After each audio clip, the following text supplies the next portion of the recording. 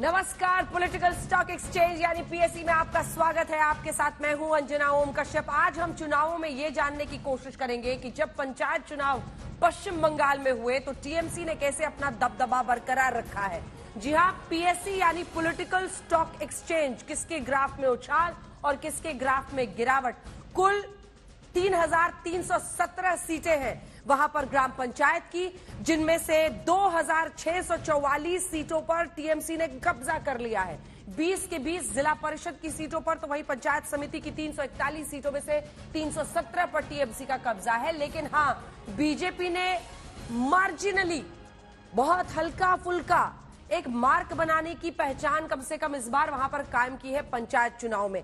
आज हम इसी पर चर्चा करेंगे कि क्या भारतीय जनता पार्टी की एंट्री जो ये हो रही है पंचायत चुनाव में, इसके लिए 2024 में वो गदगद हो जाए अभी से, या फिर ममता बनर्जी का लगातार बढ़ता हुआ चुनाव दर चुनाव अपना स्थापित होता हुआ लोकप्रियता का ग्राफ सबसे बड़ी परेशानी का सबब भारतीय जनता पार्टी के लिए बनेगा। सबसे पहले आंकड़े आपको दिखाएं, लेकिन उससे पहले परिचय खास मेहमानों से करा देते हैं जो हमारे साथ आज इस चर्चा में शामिल हो रहे हैं।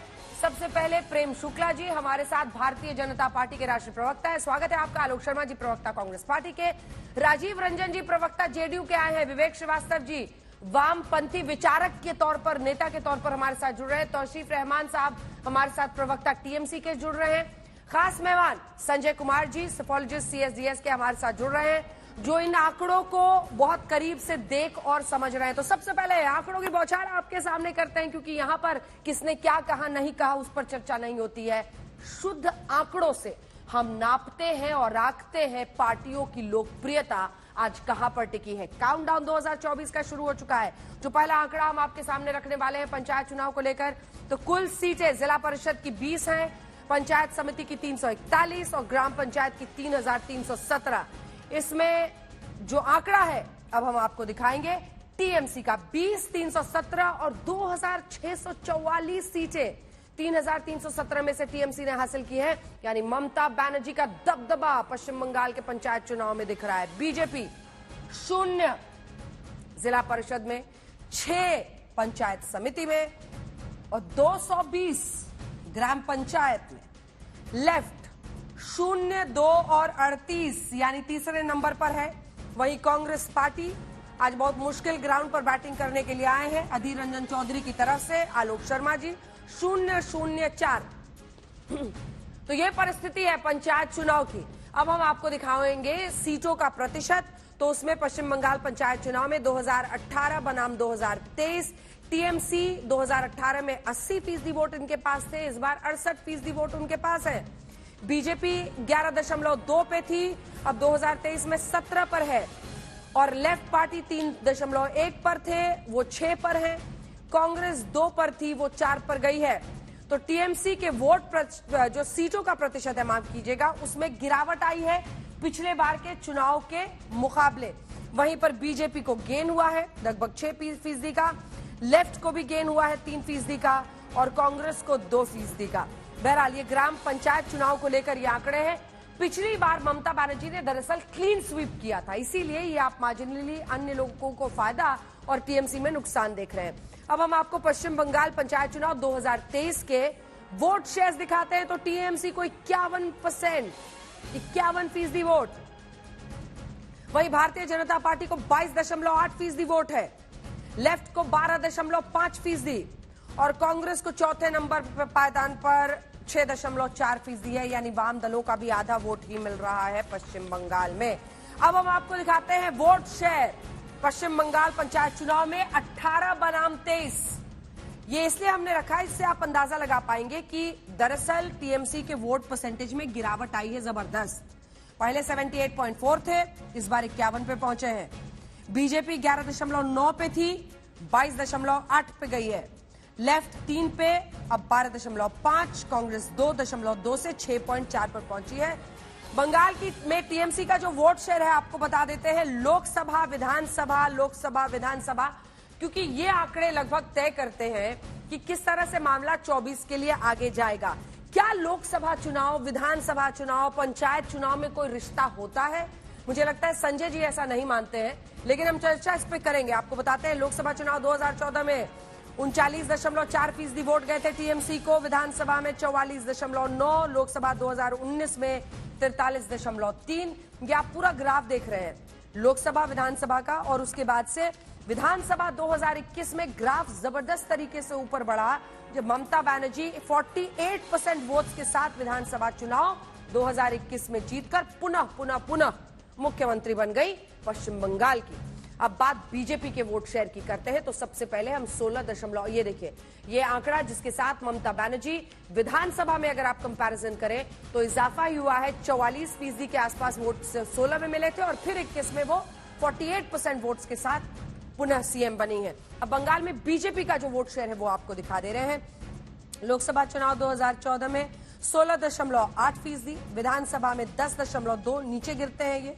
उसके बाद से इजाफा होता है। लोकसभा में बीजेपी ने 40.2% वोट हासिल किए, विधानसभा चुनाव 2021 में 37.8%, यानी उसके बाद लोकसभा में बेस्ट परफॉर्म किया, लेकिन 21 आते आते 37 पर वो पहुंचे। हालांकि उनकी पिछली विधानसभा परफॉर्मेंस की 10% से बहुत ज्यादा है, लगभग 28% का इजाफा। पश्चिम बंगाल में पंचायत चुनाव जो है वो आपको दिखाते हैं। निर्विरोध भी कई सीटें जीती जाती हैं। ये एक दिलचस्प आंकड़ा है जो हमने आपके लिए निकाला है। दिलचस्प इसलिए क्योंकि निर्विरोध कई जगहों पर सामने से कोई कंटेस्ट करने के लिए ही नहीं आता है। 2003 में 11% ऐसी सीटें थी, 2008 में लगभग 5.5%, 10% के आसपास 2013 में, 18 में 34%, 9.48% 2023 में। इसका सिग्निफिकेंस पहले आपको बता दें, वो दरअसल ये है कि जिस तरह से आपने देखा होगा कि बॉम्ब का इस्तेमाल, हैंड ग्रेनेड का इस्तेमाल, लगभग 40 लोगों की मौत पंचायत चुनाव की हिंसा में हुई, तो ये माना जाता है कि दबाव डालकर सामने किसी को कंटेस्ट करने के लिए ऐसा दबाव डाला जाता है कि सामने कोई कंटेस्ट ही ना करे, जिसकी वजह से निर्विरोध चुन लिए जाए। इसीलिए ये आंकड़ा बहुत मायने रखता है 34.2 का, जो अब 10% के आसपास इस बार के चुनाव में रहा है। आखिर के दो आंकड़े जल्दी आपको दिखाकर चर्चा की शुरुआत करेंगे। बंगाल में किसकी कितनी ताकत, तो लोकसभा चुनाव 2019 में देखिए टीएमसी 22, विधानसभा चुनाव में 2021 में वो 215 सीटें थी, बीजेपी 18 सीटें पिछली बार वहां लोकसभा में जीत पाई, ये बड़ी कामयाबी थी, और 77 उनकी विधानसभा में रही। सीपीआई सीपीएम सब 0-0-0 का मामला रहा। कांग्रेस को लेकिन 2 लोकसभा सीटें पिछले चुनाव में पश्चिम बंगाल से आई थी। और अब हम आपको बंगाल में किसकी कितनी ताकत में वोट शेयर भी दिखा दे रहे हैं। वोट शेयर दिखाते हुए सवालों की शुरुआत कर लेते हैं, क्योंकि लगभग 48% ममता बनर्जी को विधानसभा में मिले और 43% उन्हें विधानसभा में, लगभग 38% विधानसभा में बीजेपी को और 18 जो है लोकसभा में। प्रेम शुक्ला जी, मुझे पता है आप कहेंगे कि देखिए पंचायत चुनाव से लोकसभा चुनाव का क्या लेना, विधानसभा चुनाव में क्या लेना, पिछली बार भी हुआ था लेकिन हम 18 सीटें जीत कर लाए, लेकिन फिर आप उत्तर प्रदेश में पंचायत चुनाव पर ताल ठोकते हैं ना, तो फिर बताइए क्या ममता बनर्जी की लोकप्रियता बरकरार नहीं है बल्कि उसकी तूती बोल रही है? ये आंकड़े तो ऐसा ही इशारा करते हैं। बंगाल के चुनाव के जो आंकड़े आपने प्रस्तुत किए हैं, उन आंकड़ों का विश्लेषण करने पर यह स्पष्ट होता है कि भारतीय जनता पार्टी पंचायत चुनाव में 2014 के बाद जो भी पंचायत चुनाव है, भारतीय जनता सबसे कम वोट पाती पंचायत में, विधानसभा में थोड़ा उससे अधिक बढ़ जाता कई गुना, और उससे अधिक बढ़ जाता लोकसभा में इस बार। और उसका परिणाम यह है कि पंचायत चुनाव जहां 77% सीटें उनके पास होती हैं ममता बनर्जी के बाद पिछली बार, जब वो लोकसभा चुनाव आते हैं तो 40 में 22 और 18 होता है, और लोकसभा में जो है वोट परसेंट में अंतर सिर्फ 3% का रह जाता है। 40% वोट जो है वो भारतीय जनता पार्टी के हैं, 43% जो है टीएमसी के हैं, जबकि वही आप जब देखते तो 11% जो है पंचायत में भारतीय जनता पार्टी के 2018 के चुनाव में है, और 68% जो है वो इनका है टीएमसी का। तो 57% का अंतर हम 3% पर ले आते हैं। ये आप ही के आंकड़े बयान कर रहे हैं। हम पंचायत चुनाव में इस बार डबल हमारा प्रतिशत हुआ है, 11 से 22 हुए हैं। 11 से 22 इस बात का संकेत है कि हम लोकसभा चुनाव में ममता बनर्जी के दल को इस बार भारतीय जनता पार्टी की तुलना में काफी छोटा करने में कामयाब हो जाएंगे।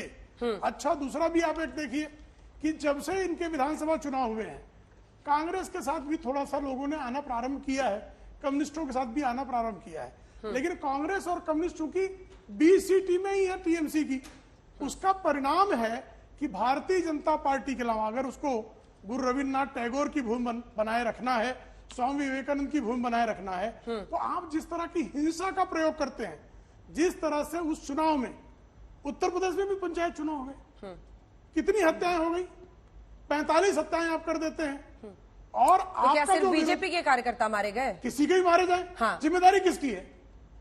किसकी जिम्मेदारी है? कानून एवं व्यवस्था को। अगर उत्तर प्रदेश में कोई राजनीतिक व्यक्ति मारा जाए तो जिम्मेदारी योगी आदित्यनाथ जी की होगी कि नहीं होगी? और चुनाव के समय आप उसको सुरक्षा न दे सके, जब सुप्रीम कोर्ट सुरक्षा देने को कह रहा हो, हाई कोर्ट सुरक्षा देने को कह रहा हो, पूरा विपक्ष सुरक्षा देने को कह रहा हो, तब आपकी पुलिस विरोधियों को, चाहे जिस दल के विरोधी हुए, ठीक है, और प्रतिक्रिया स्वरूप आपके कार्यकर्ताओं की हत्या हो और आप उस हत्या पर अट्टहास करें, ये लोकतंत्र में अपेक्षित है क्या? ठीक है, तौसीफ साहब जो एक कमेंट आपसे ले लेते हैं, क्योंकि टीएमसी ने वहां जबरदस्त प्रदर्शन तो किया है, लेकिन वोट सीटों का जो प्रतिशत है वो आपका 18 और 23 के बीच में 80% से गिर गया है 68 पर, वहीं बीजेपी का बढ़ गया है 11 से 17 पर। क्या धीरे धीरे बीजेपी अपनी पैठ नहीं बना रही पश्चिम बंगाल में? देखिए अंजना जी, लोगों का मैंडेट जो होता है वो वही आपकी एटीट्यूड होती है, वही आपका आशीर्वाद होता है, वही आपकी ब्लेसिंग होती है, और आपको ये बात को मानना पड़ेगा। देखिए, अगर भाजपा अपना ग्राउंड अगर यहां पर बना रही है तो अच्छी बात है, मगर ये वोट परसेंटेज जो गिरा है, ये अगर आप 2018 में, बहुत आपको एक डिटेल थोड़ा देना चाहता हूं, एक मिनट, अगर आप 2018 में अगर सीपीएम, अगर लेफ्ट फ्रंट अगर अपनी हार को पहले नहीं मान लेता और अगर लड़ाई करता, तो जो मैंडेट ये बीजेपी वाले को मिला है उसके 3 से 4 सीट आंकड़े वो सीपीएम को चला जाता, मगर सीपीएम ने पहले ही हार मान लिया था, तो ये सारी वोट शेयर उनके पास चले गई थी। और पंचायत इलेक्शन में भी जो अभी वोट शेयर जो आप देख रही हैं, सही बात है, जो आपके आंख के सामने, मैं उसको झुटलाऊंगा तो नहीं कि नहीं ये गलत दिखा रहे हो आप, बिकॉज आप एक वरिष्ठ पत्रकार हैं, आपने रिसर्च किया होगा, ऑब्वियसली वो सही है आप जो दिखा रहे हैं, मगर कहीं ना कहीं इस सारे चीजों के पीछे जो बीजेपी ने यहां पर कांड किया है, इसको कांड बोलते हैं, ये जनता ने देख लिया है। और बंगाल की जनता बार बार एक ही सवाल कर रही है कि जब आपके पास 18 एमपी का आशीर्वाद आपको मिला, आपने इन 5 साल में क्या किया? अगर यही 5 साल के काम को लेके अगर आप पंचायत इलेक्शन में आके वोट मांग लेते तो हम आपको ऐसे भी वोट देते। आपने जितनी कत्ले की, आज देखिए, मर्डर के ऊपर या मौत के ऊपर कोई जस्टिफिकेशन नहीं होता अंजना जी। आप ये बोलिएगा पुलिस प्रशासन हमारे हाथ में बिल्कुल है, कोई बैकआउट नहीं करता, हम ऐसे पीछे छोड़ के भागने वाले थोड़ी ना व्यक्ति हैं। टीएमसी गवर्नमेंट चला रहा है, बिल्कुल सही बात है, ममता बनर्जी रिस्पॉन्सिबल है, बिल्कुल वो रिस्पॉन्सिबिलिटी वो ले रही है, पर आपने जहां पे राइट करने का कसम खा लिया है अंजना जी, आज तक के ऑफिस के बाहर भी अगर कोई करना चाहेगा ना, आप रोक नहीं पाएंगी। बाद में वो कैमरा में शक्ल देख लेंगी आप कि किसने क्या किया। शुभेंदु अधिकारी जी का एक वीडियो है, मैं बाद में भी आऊंगा, आप मुझे मौका दें। ठीक है, मैं मौका दूंगी तो आपको बताइएगा, आप बताइएगा, ठीक है। लेकिन आपने कांड शब्द का जिक्र किया, क्योंकि बाद में अब तो देखिए चुनाव हो गया है, नतीजे सामने हैं, 2024 के लिए लड़ना है आपको, लेकिन आलोक जी लगता है ऐसा है कि कांड दरअसल इन राज्यों में कांग्रेस पार्टी के साथ हो रहा है। अधीर रंजन चौधरी वर्सेस ममता बनर्जी क्यों हो रहा है? अभी बेंगलुरु में नजरें कैसे मिलाइएगा, जब 17 तारीख को बेंगलुरु में मल्लिकार्जुन खड़गे के न्योते पर ममता बनर्जी जो पहले पटना में आई थी, बेंगलुरु आएंगी, आपस में क्यों भिड़ रहे हैं? सीट शेयरिंग का फॉर्मूला कैसे निकलेगा? अगर हाईकोर्ट चले जाएंगे अधीर रंजन चौधरी ममता बनर्जी के खिलाफ, क्या ये वक्त नहीं था जब आपको ममता बनर्जी की इस जीत की प्रशंसा करनी चाहिए थी? आपकी तो वैसे ही सर हालत वहां थोड़ा मतलब ऐसे ही है, बुरा मत मानिए। देखिए, मुझे लगता है कि कहीं ना कहीं जो रिजल्ट आए हैं उनका एनालिसिस करने की आवश्यकता है, और कांग्रेस का जो रिजल्ट है वो मैं समझता हूं कि कहीं ना कहीं और ज्यादा चिंताजनक है। लेकिन अभी 2 चीजें सामने आई यहाँ पर। आपने कहा कि अधीर रंजन चौधरी जी नजर मिला पाएंगे, नहीं। देखिए, जिस तरह की हिंसा हो रही है वहां पर उसको कोई भी बर्दाश्त नहीं कर सकता है, उसको कोई भी स्वीकार नहीं कर सकता है, और वो कहीं ना कहीं, चाहे वो बीजेपी की तरफ से रही हो, चाहे वो टीएमसी की तरफ से रही हो, कम्युनिस्ट की तरफ से रही हो, मैक्सिमम वर्कर्स आज भी देखिए, अगर कोई वहां पर फ्रंट में खड़ा हुआ है और हत्याएं हुई हैं तो वो कांग्रेस के वर्कर्स की हुई हैं। अधीर रंजन जी का आवाज उठाना मुझे लगता है लोकतंत्र के लिए बहुत इंपॉर्टेंट है। दूसरी चीज, अभी प्रेम शुक्ला जी ने बहुत अच्छी बात कही कि लॉ एंड ऑर्डर स्टेट के सब्जेक्ट है और बिल्कुल उनकी जिम्मेवारी है कि नहीं है और ममता जी को जिम्मेवारी लेनी होगी। लेकिन दिक्कत यह है कि वेस्ट बंगाल में तो सीएम और सब कुछ याद आ जाता है, लेकिन मणिपुर में इनको कुछ याद नहीं आता कि मणिपुर में किसकी जिम्मेवारी है। क्या मणिपुर में बीजेपी की सरकार डबल इंजन की नहीं है? वहां पर क्या मणिपुर की लॉ एंड ऑर्डर की जिम्मेवारी आज प्रेम शुक्ला जी यहां पर आज तक चैनल पर लेकर जाएंगे कि आपका फेलियर है? आप कहेंगे कि हाँ मोदी जी ने एक शब्द नहीं बोला मणिपुर के ऊपर, ये देश के प्रधानमंत्री की कायरता है? क्या आप इस बात को स्वीकार करेंगे? एक भी शब्द नहीं बोला। क्या वो मणिपुर देश का हिस्सा नहीं है? वेस्ट बंगाल के पंचायत चुनाव की हिंसा है, लेकिन मणिपुर एक मिनट रुकिए ना, मैं आप रुकिए ना, आप इतना आतुर क्यों हो रहे हैं? आप इतना आतुर क्यों हो रहे हैं? मैंने आपके विषय पर परिवर्तन हो रहा है। मैं आपके विषय, मेरा अधिकार है, आप ध्यान में लाना। मुझे मेरा भी अधिकार है कि मैं क्या बोलूंगा और मैं सही बोल रहा हूँ। वेस्ट बंगाल की हिंसा पर हिंसा है, बंगाल पे बोल नहीं पा रहे, दीदी ओ दीदी करके देश के प्रधानमंत्री वोट मांगते हैं। आप मुझे लगता है आज कौन वैचारिक तौर पर कंगाल है पूरा देश देख रहा है कि एक प्रधानमंत्री जो विश्व गुरु बनने की बात करता हो, उसके प्रवक्ता बंगाल पर तो दूसरा स्टेटमेंट देते हैं, लेकिन मणिपुर की बात आती है तो बीच में बोलना शुरू कर देते हैं। मुझे लगता है वो गलत है। तो क्या मणिपुर देश का हिस्सा नहीं है? मणिपुर देश का हिस्सा नहीं है? क्या देश के प्रधानमंत्री को स्टेटमेंट नहीं देनी चाहिए? हाँ या ना? मैं पूछ रहा हूँ, देश के प्रधानमंत्री को उसमें बोलना चाहिए कि नहीं बोलना चाहिए? हाँ या ना बताइए। को बांग्लादेश नहीं मुझे केवल ये बताइए, क्या मणिपुर पर देश के प्रधानमंत्री को एक सेंटेंस भी नहीं बोले, क्या ये गलत है कि सही है? बताइए। मणिपुर की मैं क्यों बोल जाता हूँ?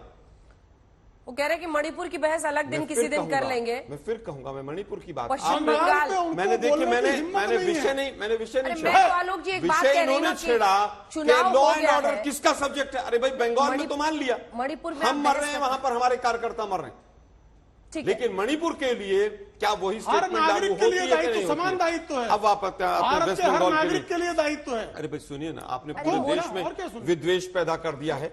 देश के प्रधानमंत्री जब 80 और 20 के नाम पर वोट मांगेंगे, आपकी बात का लबोलुआब यही है ना कि आपको मोदी सरकार को रोकना है, उसके लिए विपक्षी एकजुटता की जरूरत होगी। अगर आप एक यूनाइटेड कैंडिडेट विपक्ष की तरफ से, जैसा जी राजीव जी कहते हैं, 450 सीट पर भी देश में खड़ा कर देंगे तो आप बीजेपी से मुकाबला कर पाएंगे। उसके लिए अगर आपस में तलवारें खींच लेंगे राज्यों में तो कैसे होगा? इसका आपने जवाब ही नहीं दिया। देखिए मुझे लगता है कि बिल्कुल न तलवारें खींचेंगी और ना ही कहीं पर किसी भी तरह से ममता दी से सेटलमेंट हो जाएगा पश्चिम बंगाल पूरी तरह से 24 के लिए। कहीं ना कहीं हर राज्य में 1 to 1 होगा। और अभी आप देखिएगा कि बैंगलोर के बाद कौन से मुद्दे हैं, कौन कहां पर अपर रहेगा, कौन कहां पर लोअर सीट्स लेगा, सारी चीजें तय होंगी। और बीजेपी इसी बात से चिंता में है, इसीलिए महाराष्ट्र की सरकार जिस तरह से डिस्टर्ब की गई और तमाम चक्की पीसिंग वालों को सरकार में लिया गया, बीजेपी घबराई हुई। ठीक है, अब आपके पास आते हुए राजीव जी, क्योंकि बड़ी चुनौती है, नीतीश कुमार ने अपने ऊपर जिम्मेदारी ली है। पश्चिम बंगाल में पंचायत चुनाव की ये जीत क्या ये सुनिश्चित करेगी? आपने देखा है तलवारें खींची हुई है कांग्रेस के साथ, विपक्षी एकजुटता कैसे हो पाएगी? अगर 24 की लड़ाई लड़नी है तो कोई पंचायत चुनाव एक्स्ट्रापुलेट करके आपको जिता देगा ऐसा नहीं है, सीट शेयरिंग तक पहुंचना होगा। सीट शेयरिंग के लिए क्या कांग्रेस को जितनी सीटें चाहिए वो ममता बनर्जी देंगी, या ममता बनर्जी को लड़ने दे अकेले, क्योंकि पश्चिम बंगाल में वो सबसे मजबूत है? अधीर बाबू इसके लिए तैयार होंगे? देखिए, आपने अंजना जी जो भी सवाल खड़े किए हैं, आज पूरा देश इन सवालों का जवाब चाहता है। और निसंदेह बंगलुरु की जो 17-18 की बैठक है वो इन सवालों के जवाब के साथ, जब नेताओं के साझा बयान जब सामने आएंगे तो उसमें निसंदेह इन सभी शंकाओं का निराकरण हो जाएगा। लेकिन मैं इतना जरूर कहना चाहता हूँ, आंकड़े तो कई हैं, लेकिन पहले पश्चिम बंगाल का जो के परिणाम का जो लब्बो-लुबाब है वो यही है कि टीएमसी को लोकसभा में 43% आए, 19 में 2021 के विधानसभा में 48% वोट शेयर जो बढ़ा, और पंचायत चुनाव में ये 51% हुआ। लेकिन बीजेपी को विधानसभा में 37% वोट आए, लगभग 38% वोट, ये घट करके 22.8% पहुंच गए।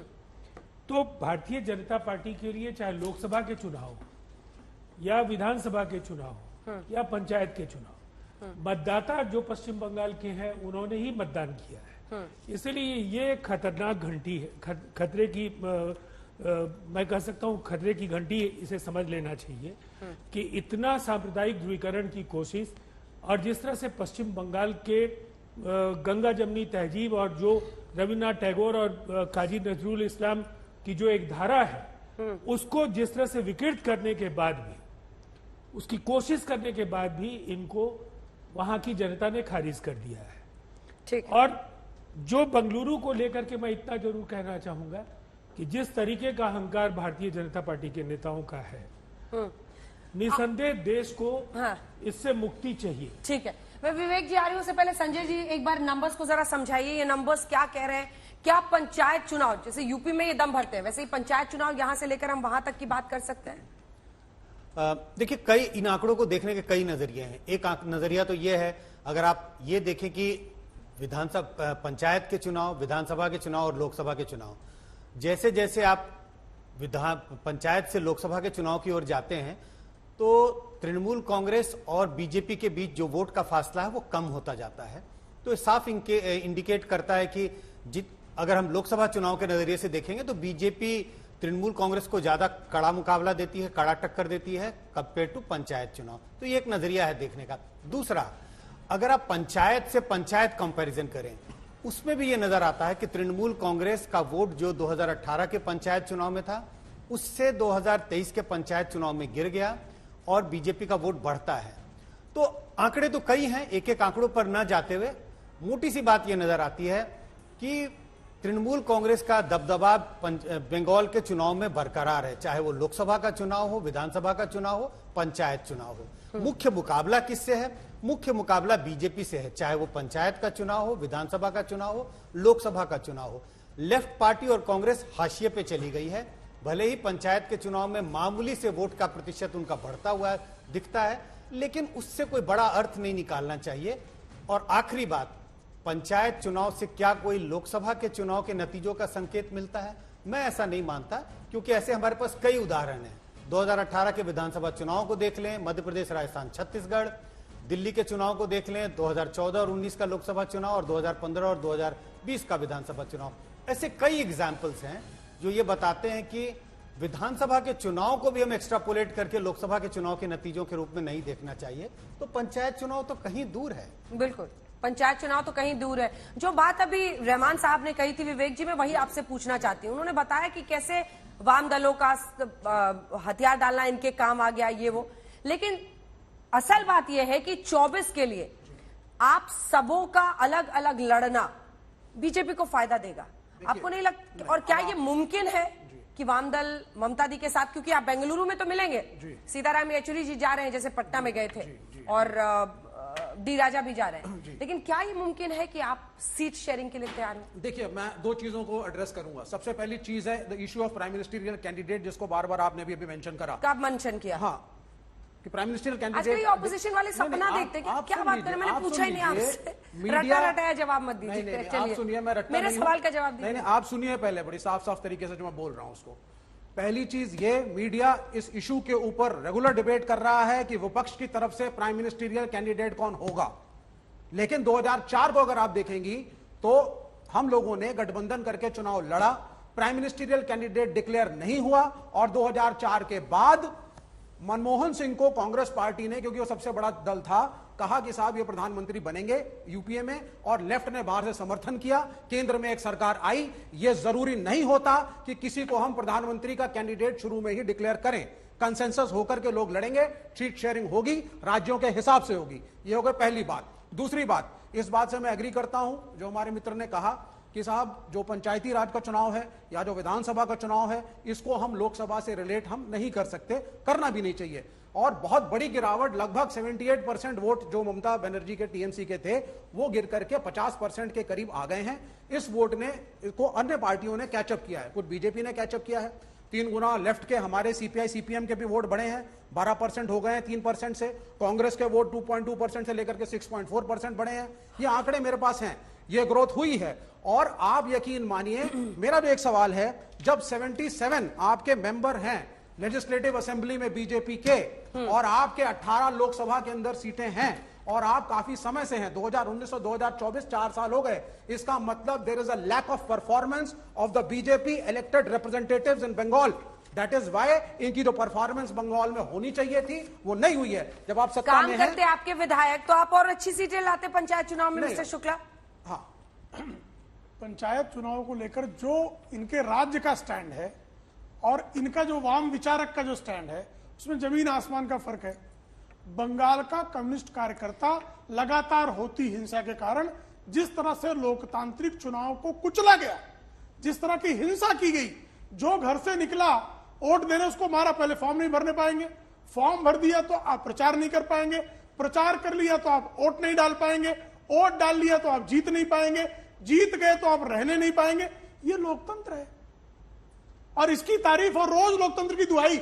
आपके बाईं तरफ खड़े 3 लोग उठते बैठते जागते उठते, अधीर रंजन चौधरी कह रहे हैं कि हिंसा हो रही है। और ये जो है दूसरी तरफ जो है इस बात से वायलेंस इनका जो राष्ट्रीय इकाई कांग्रेस की है वो लार टपकारी की आइए गठबंधन हो जाए।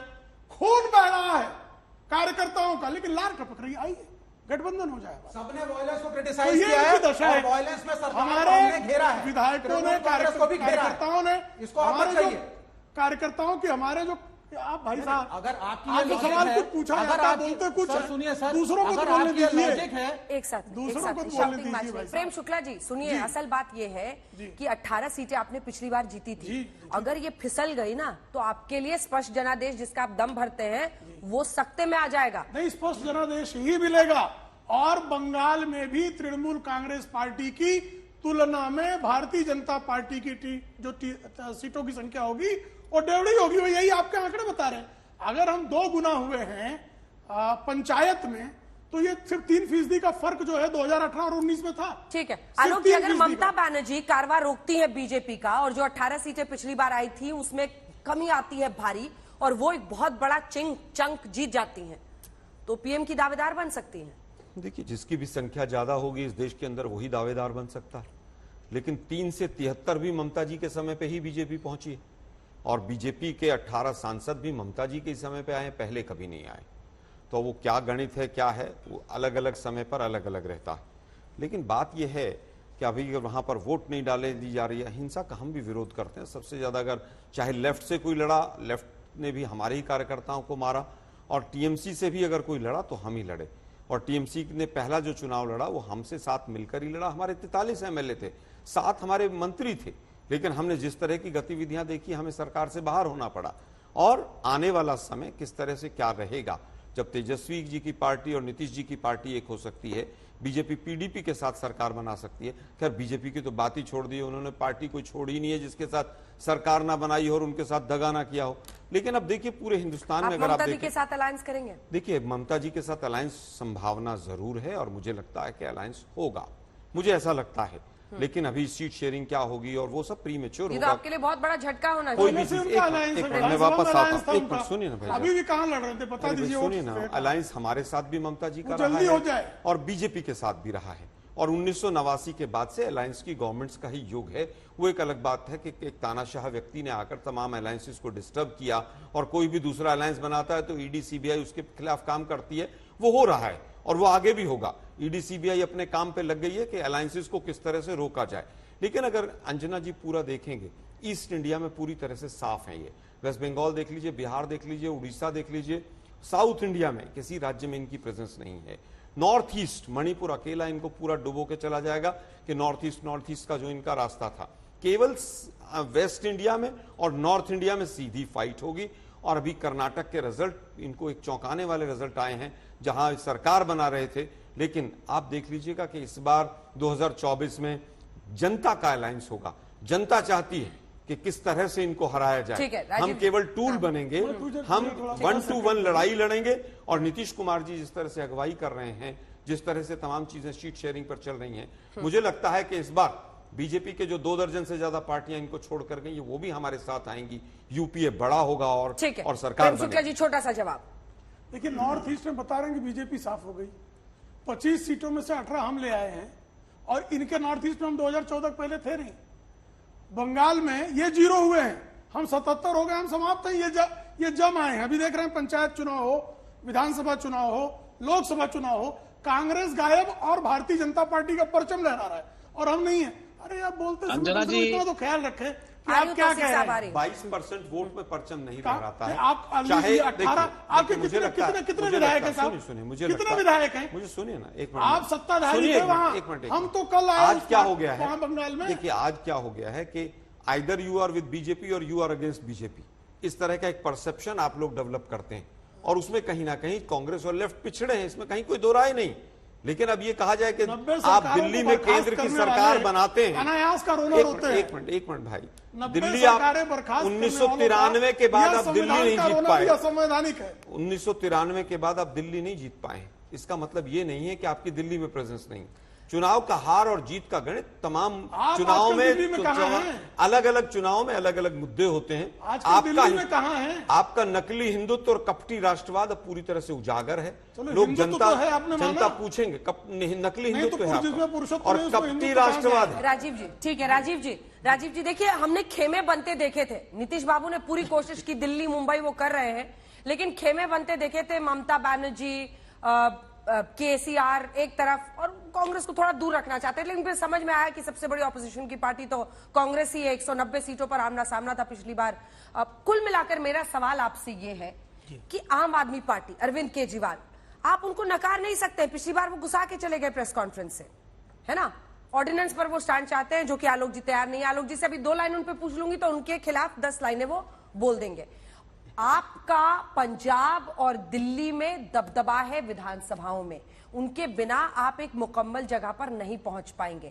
इस पर क्या राय है आप लोगों की? केजरीवाल जी को अपनी तरफ करने के लिए किस हद तक जाने को आप लोग तैयार हैं? क्या ममता दी का भी इस पर कोई स्टैंड है?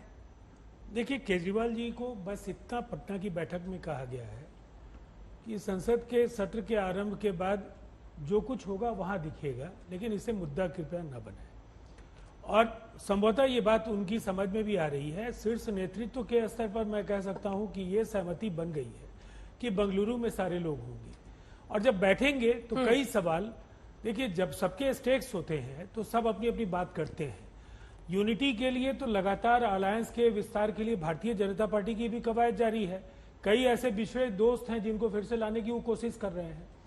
तो फिर इस कुनबे के विस्तार के लिए निसंदेह नीतीश कुमार जी ने एक शुरुआत की और धीरे धीरे ये तार्किक परिणति पर आया। मैंने पहले भी कहा 450 सीटों पर एक उम्मीदवार, कॉमन मिनिमम प्रोग्राम और चुनाव के बाद, चूंकि ये अमेरिका की नकल करना नरेंद्र मोदी जी के दौर में देश को नहीं सीखना चाहिए। ये कहीं ना कहीं जो इलेक्टेड हमारे नुमाइंदे होंगे अलग अलग पॉलिटिकल पार्टीज के, वो अगला देश का प्रधानमंत्री चुन लेंगे।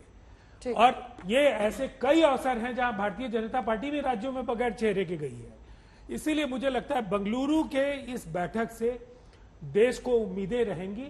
और अगर संघीय व्यवस्था पर प्रहार का सवाल है, अगर धार्मिक ध्रुवीकरण के रास्ते से देश को बचाना है, जिस तरह से लोकतंत्र और लोकतांत्रिक संस्थाओं पर प्रहार हो रहे हैं, ठीक है, उससे मुक्ति अगर दिलाना है तो एकता के जरिए ही। भारतीय जनता पार्टी अकेले नहीं है, उनके साथ भी कुनबा है। ये बार बार जो ये बात कही जाती है भारतीय जनता पार्टी को पराजित करने के लिए आप सबको मिलना पड़ रहा है, उन्हें भी हमारा सामना करने के लिए एक गठबंधन चाहिए और गठबंधन है। ठीक है, तौसीफ रहमान साहब, आपसे मेरा प्रश्न ये है कि देखिए, जिसके पास ज्यादा सीटें, ज्यादा जीत होगी, जाहिर तौर पर पीएम उसका बनेगा। ये तो अभी आलोक जी भी ने कहा, जिसकी जितनी हिस्सेदारी, दावेदारी, सीटें जितनी आई वो इस पीएम बनेगा। तो जाहिर तौर पर हर क्षेत्रीय नेता ज्यादा से ज्यादा सीटों पर चाहेगा कि वो लड़ सके। ऐसे में सीट शेयरिंग सबसे बड़ी चुनौती होगी। ममता बनर्जी के एम्बिशंस भी हैं, नीतीश बाबू के भी हैं, सब पीछे में जो भी बोले, अखिलेश यादव के भी हैं। सबको लगेगा यूपी में हमें सबसे ज्यादा सीटों पर लड़ने दिया जाए, हम ही यहाँ पर सबसे बाहुबली है। मतलब बाहुबली से मेरा मतलब है जीतने की क्षमता वाला नेता। ऐसे में सीट शेयरिंग कैसे होगी?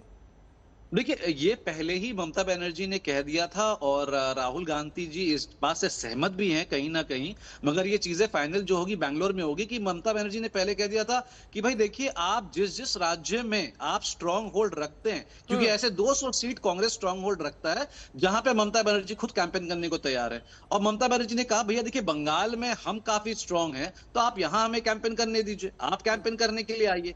मगर देखिए, सबसे बड़ी जो गठबंधन होगी वो होगी जनता के साथ, और जनता के भलाई के लिए अगर कुछ भी पॉसिबल होता है तो मुझे पूरा यकीन है कि ममता बनर्जी उस चीज को मानने के तैयार है, क्योंकि वो और नीतीश जी ही सबसे पहले खेमा से निकल के उन्होंने कहा कि भैया जनता के लिए कुछ भी करने को तैयार है। तो अगर 1-2 सीट की शेयरिंग अगर इधर से उधर हुई तो आपको अपनी भी ईगो हटानी पड़ेगी, दूसरे की भी ईगो को देखना पड़ेगा, and things can work on. मगर आपको जनता के लिए करना पड़ेगा। और मुझे पूरा यकीन है कि बैंगलोर में जो मीटिंग होगी एक काफी सफल के तरफ से जाएगा और उसका जो आउटकम होगा बहुत अच्छा होगा। पर मुझे समझ में नहीं आ रहा था कल बीजेपी जिस हमारी जो मजाक उड़ा रही थी कि देखो भैया देखो इन्होंने इतना काम किया 9 साल में कि इनको आज यूनिटी की जरूरत है, वो मजाक उड़ा रहे थे। मुझे यह जानना है कि आज अमित शाह जी को और जेपी नड्डा जी को हेडक्वार्टर के खिड़की के बाहर जाके यूं क्यों करना पड़ रहा है कि भैया आइए हमारे साथ भी अलायंस करिए, क्यों, ठीक है, क्या जरूरत पड़ गई? जवाब आपने देंगे कहा था प्रेम इतना शुक्ला चलो- जी, लेकिन संजय जी अब जितनी बातें यहां पर हुई है उसको पर्सपेक्टिव में इन आंकड़ों के साथ रखते हैं। पंचायत चुनाव में ममता बनर्जी बहुत अच्छा परफॉर्म कर रही है, लेकिन बीजेपी एंट्री मार रही है।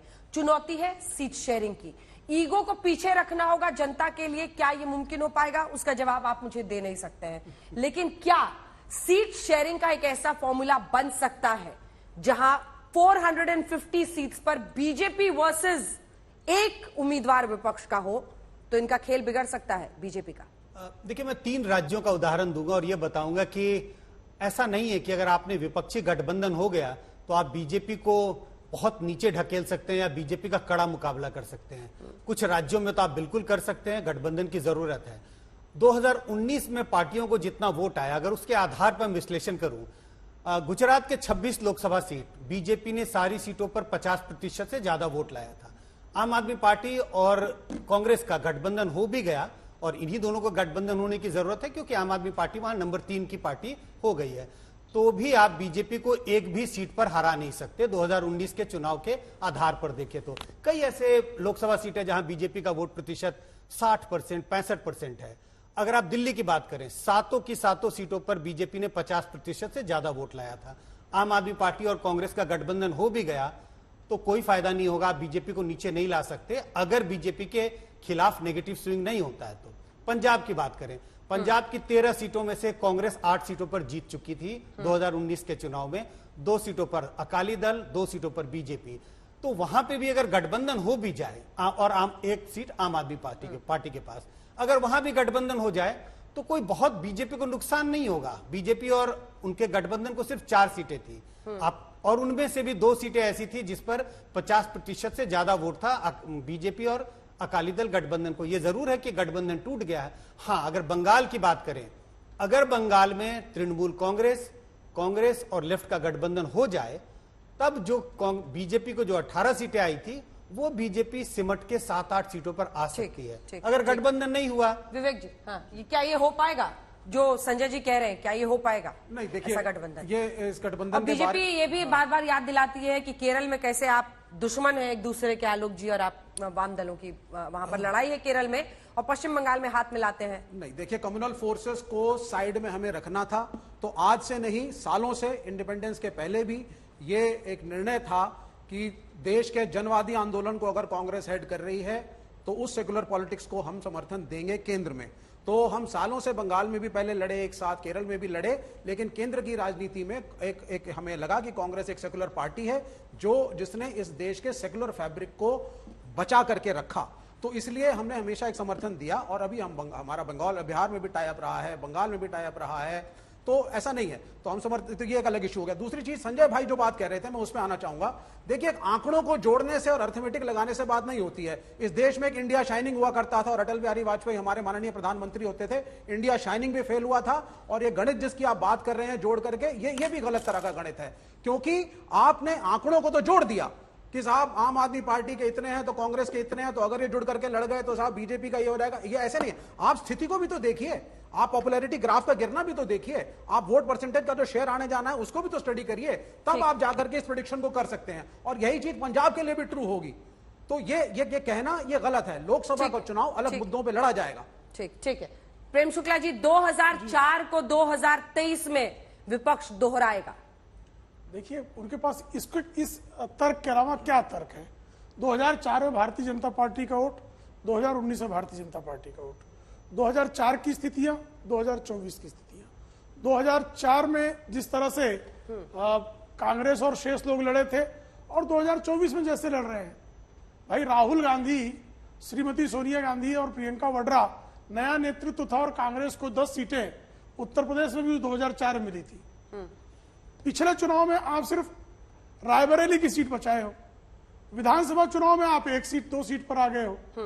तो कांग्रेस जो है जिस तरह से वहां विदा हुई है, जिस तरह से अब उनकी वायनाड की भी स्थिति, अगर सीपीएम के साथ समझौता न करें तो वायनाड की सीट भी श्रीमान राहुल गांधी जीत नहीं सकते।